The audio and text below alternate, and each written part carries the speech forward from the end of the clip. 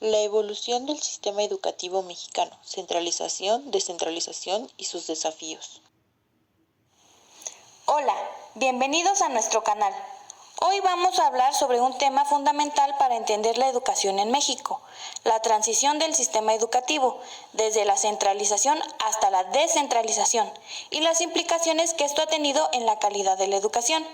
Este proceso no solo ha afectado a las escuelas, sino también a la política y a la sociedad en general.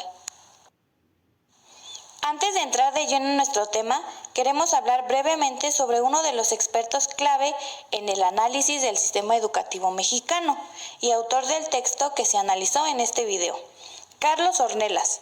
Él es un reconocido investigador y académico mexicano, especializado en educación y en políticas públicas.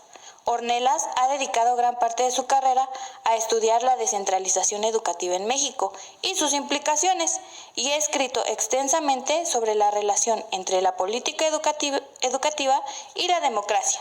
Sus estudios ofrecen una perspectiva crítica sobre cómo la centralización y la descentralización han afectado la equidad y la calidad en el sistema educativo.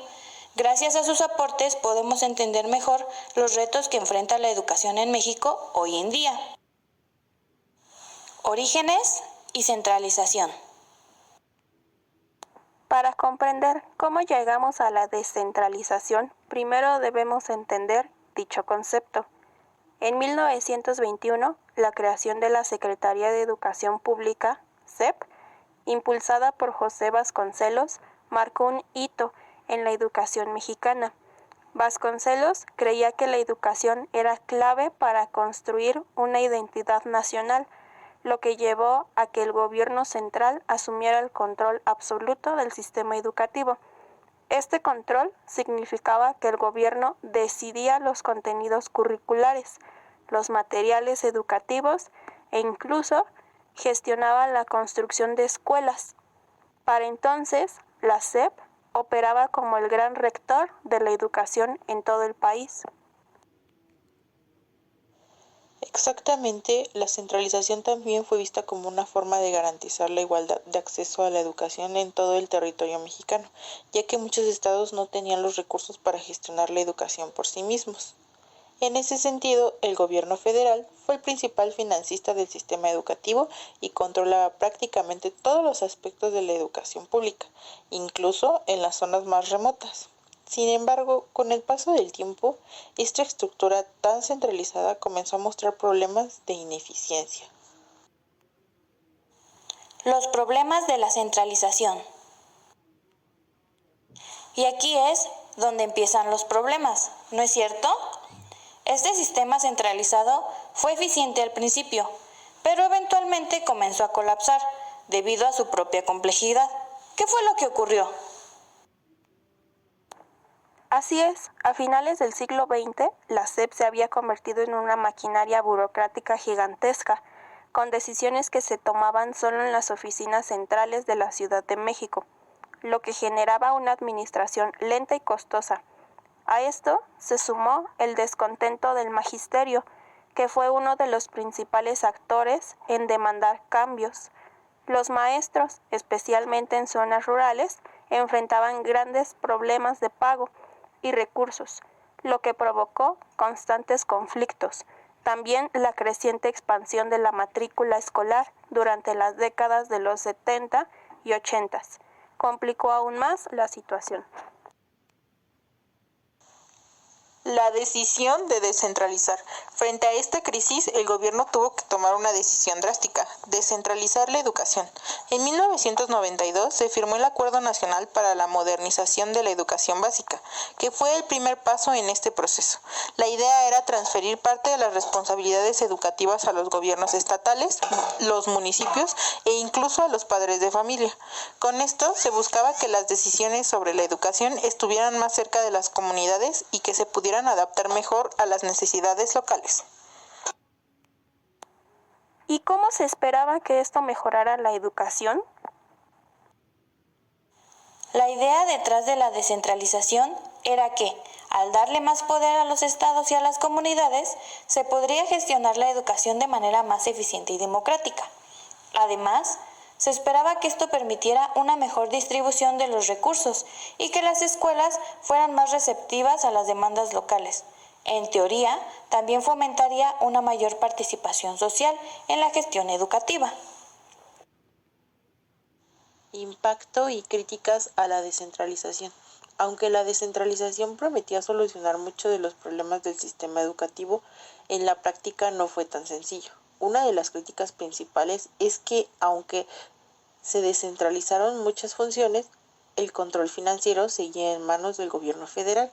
Esto ha limitado la verdadera autonomía de los estados, que dependen de los recursos asignados por el gobierno central para gestionar sus escuelas. Además, la descentralización no resolvió el conflicto con el sindicato de maestros, que continuó siendo una fuerza política importante, tanto a nivel estatal como a nivel federal. Entonces, ¿cuáles han sido los principales desafíos que han surgido con la descentralización?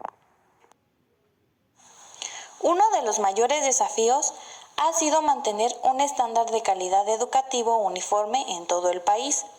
La descentralización ha hecho que algunas regiones, especialmente las más pobres, enfrenten dificultades para ofrecer una educación de calidad comparable a las de las regiones más ricas. Además, la transferencia de responsabilidades no siempre ha venido acompañada de los recursos necesarios, lo que ha generado inquietudes entre los estados. Visiones contrapuestas: neoliberalismo versus democracia y equidad.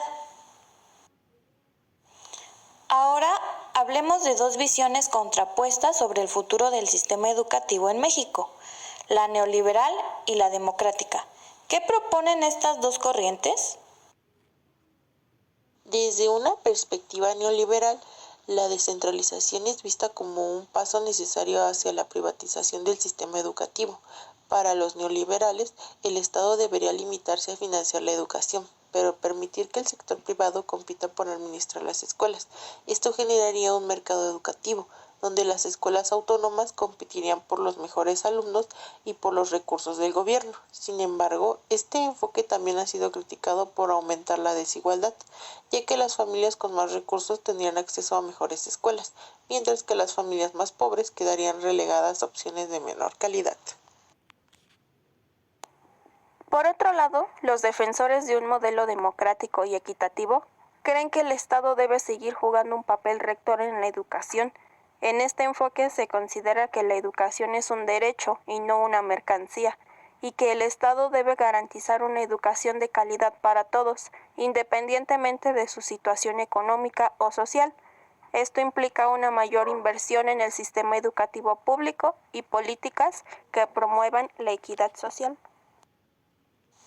Finalmente, como conclusión, podemos ver que la transición del sistema educativo en México es un tema complejo, con muchos desafíos y oportunidades. La descentralización fue un paso importante, pero también ha generado nuevas preguntas sobre el futuro de la educación en nuestro país. ¿Qué piensan ustedes? ¿El Estado debe seguir siendo el principal responsable de la educación o debería dejar más espacio al sector privado? Esperamos que este video haya sido de ayuda para que pudieran comprender un poco más cómo fue la evolución del sistema educativo mexicano, la centralización, descentralización y qué desafíos se presentaron. Recuerden que este video está hecho en base al libro El sistema educativo mexicano, la transición del fin de siglo de Carlos Ornelas. Hasta la próxima.